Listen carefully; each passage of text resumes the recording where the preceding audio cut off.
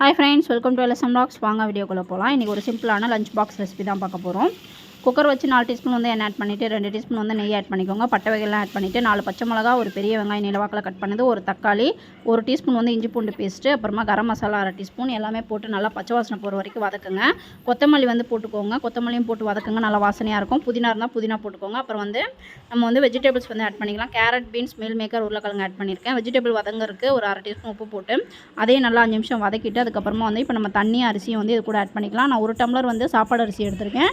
1 tumbler அரிசிக்கு 2 tumbler வந்து தண்ணி ஆட் பண்ணிக்கோங்க, கரெக்டாக இருக்கும்.